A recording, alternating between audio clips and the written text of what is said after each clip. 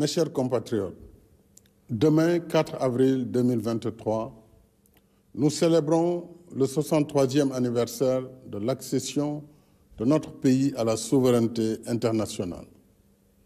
J'adresse à chacune et chacun de vous mes chaleureuses félicitations.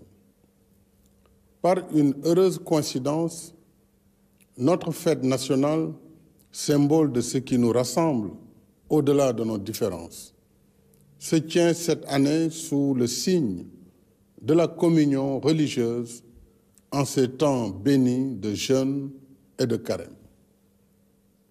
Voilà ce qui nous rappelle l'héritage des anciens, hommes de foi et de courage, qui ont bravé l'hostilité coloniale et sa prétendue mission civilisatrice et se sont donnés corps et âme pour former, éduquer et guider afin que nous soyons ce que nous sommes aujourd'hui. Une nation libre, ancrée dans ses valeurs spirituelles et socio-culturelles et pratiquant son vivre ensemble dans la diversité et l'harmonie. Nous devons respect et protection à ce legs ancestral, fondement essentiel de notre modèle de société. Je rends hommage à nos résistants et à nos héros qui, aux heures sombres de l'esclavage et de la colonisation, ont livré la bataille de l'honneur et refusé, au péril de leur vie et de leur liberté, que le destin de notre peuple soit scellé dans la servitude et l'aliénation.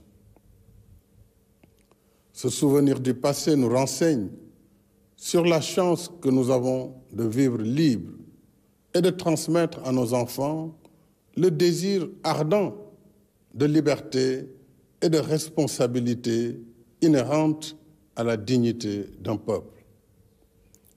La fête de l'indépendance est aussi un exercice mémoriel en souvenir des sacrifices immenses de nos anciens combattants pour la défense du monde libre.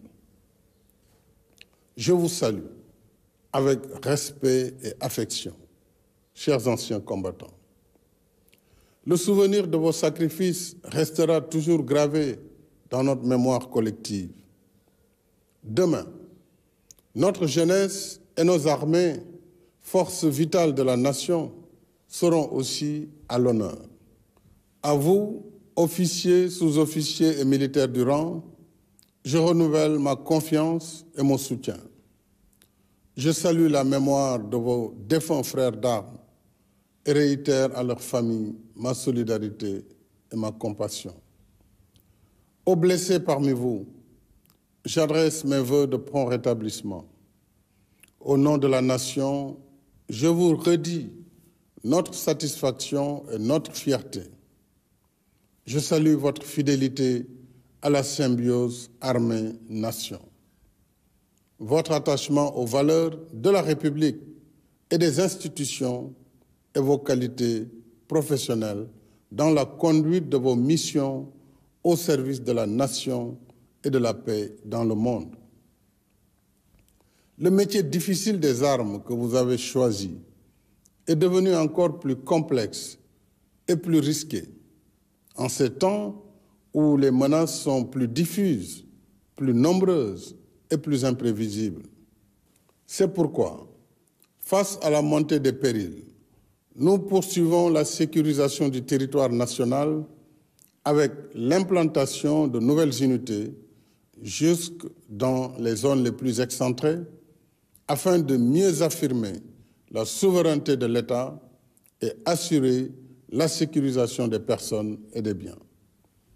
S'agissant de la gendarmerie nationale, de nouveaux escadrons de surveillance et d'intervention ont été créés dans 12 localités. Saraya, Bignona, Sédhiou, Koungheul, Ranérou, Ndioum, Podor, Kaffrine, Fatick, Mbour, Keur Massar et Diamniadio. Quant à la police nationale, elle s'est dotée de 10 nouveaux commissariats aux Parcelles Assainies, unité 15, Golfe Sud, Diamaguène Sicap Mbao, Rufisque Est, Yeumbeul Comico, Zac Mbao, Thiaroye, Linguère, Nioro du Rip, Koungheul et prochainement à Keur Massar. Ces efforts sont renforcés par la modernisation des moyens d'investigation et le relèvement des effectifs afin que nos forces de défense et de sécurité restent toujours à la hauteur de leurs missions régaliennes et des tâches civilo-militaires qui leur sont confiées, comme la préservation des ressources naturelles, thème de la fête de l'indépendance cette année. En effet, la protection de nos ressources naturelles reste au cœur des priorités de notre souveraineté, avec la raréfaction des ressources, les pillages et trafics illicites de tout genre et la nouvelle vocation minière, pétrolière et gazière de notre pays. C'est pourquoi je tiens à la poursuite des plans d'équipement de nos forces de défense et de sécurité pour qu'en tout temps et en tout lieu, elles gardent l'ascendant et soient prêtes à la riposte. Mes chers compatriotes, dans mon message pour le Nouvel An, je vous ai entretenu de nos programmes et projets de développement économique et social, y compris l'état d'exécution de nos chantiers d'infrastructures indispensables à la réalisation de nos objectifs d'émergence. En dépit de la conjoncture économique difficile, l'État continue sa politique de soutien aux ménages, comme en témoignent les mesures de lutte contre la cherté du coût de la vie, dont la baisse du prix des loyers.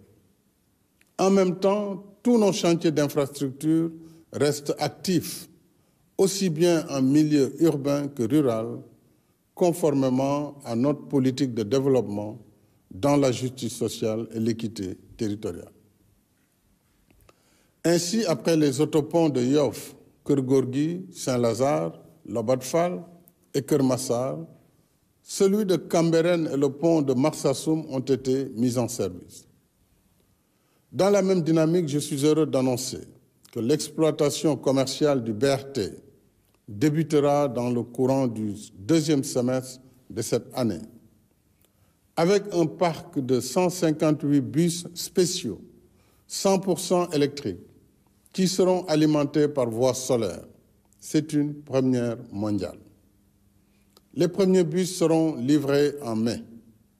Le BRT permettra de transporter plus de 300 000 passagers par jour, sans pollution, avec Internet à bord et dans les meilleures conditions de confort et de régularité, comme le TER. Il réduira de 90 à 45 minutes le temps de transit entre Guédiawaye et Dakar et mettra au travail 1000 jeunes dont le recrutement est en cours. Mes chers compatriotes, demain, aux côtés de nos vaillantes forces de défense et de sécurité, notre jeunesse vibrante sera aussi à l'honneur, à la place de la nation, parce que c'est elle qui, assurant la relève, porte nos espoirs pour le futur. À vous les jeunes, je voudrais vous dire que je mesure pleinement vos rêves, vos aspirations et ambitions légitimes d'être utiles à vous-même, à vos familles et à votre pays. Vous resterez au cœur de mes préoccupations. C'est le sens des investissements que nous continuons de faire dans l'éducation et la formation, y compris pour nos daara modernes. C'est aussi le sens de nos politiques de soutien à l'employabilité par l'enseignement du savoir-faire. Dans tous les pays, l'expérience montre que si la diffusion des connaissances livresques permet d'avoir un diplôme, elle ne suffit pas pour offrir la qualification nécessaire à l'emploi ou à l'auto-emploi. C'est pourquoi nous développons davantage l'enseignement professionnel pour mieux préparer notre jeunesse à la vie active. Nous voulons qu'à chaque niveau de formation et de diplôme, correspondent à un niveau de qualification qui facilite l'insertion dans le marché de l'emploi. C'est ce que nous faisons avec succès dans nos instituts supérieurs d'enseignement professionnel, ISEP. Et c'est ce que nous comptons faire avec le programme déjà finalisé de 38 centres départementaux de formation professionnelle. En même temps, la DER poursuit ses activités de financement, d'encadrement et de conseil en soutien aux femmes et aux jeunes sur l'étendue du territoire national. Quant au programme Xëyu Ndaw ñi, il a généré à ce jour 63 650 emplois sur les 65 000 prévus, alors que 14 150 jeunes débutants ont bénéficié de la convention État employeur sur l'objectif initial de 20 000.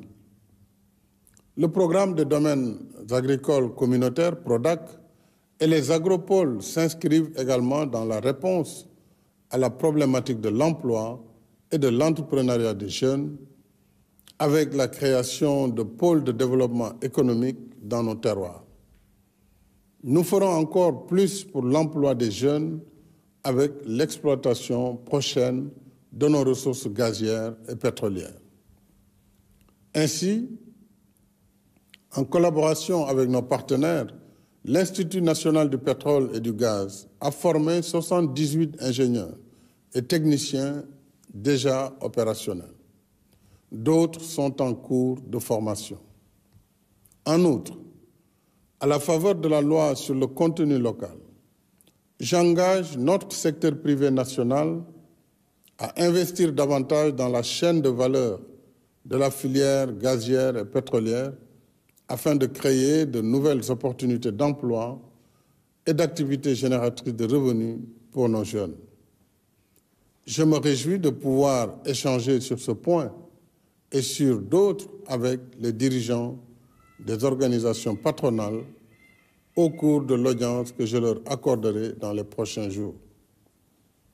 Ce soir, je voudrais aussi saluer et encourager nos 32 500 jeunes agents recenseurs engagés pour les opérations du 5e recensement général de la population et de l'habitat, prévu du 15 mai au 15 juin, afin d'actualiser nos données démographiques et statistiques. Mes chers compatriotes, la fête de l'indépendance qui marque notre liberté retrouvée nous rappelle en même temps l'histoire qui nous lie et nous oblige à bâtir sur la terre de nos ancêtres l'héritage que nous devons laisser à nos enfants. Chacun de nous en porte la responsabilité. Dès lors, il nous revient de puiser à la source des anciens la sagesse qui inspire le dialogue et la concertation pour surmonter nos différences afin de rester la nation sénégalaise qui nous rassemble et nous ressemble. Une nation de coexistence pacifique où le sort de chacun dépend de celui de son prochain, parce que nous sommes une seule et même famille. Dans cet esprit, je reste ouvert au dialogue et à la concertation avec toutes les forces vives de la nation dans le respect de l'état de droit et des institutions de la République pour un Sénégal uni, un Sénégal de paix, de stabilité et de cohésion nationale. Vive le Sénégal, vive la République. Bonsoir et bonne fête de l'indépendance.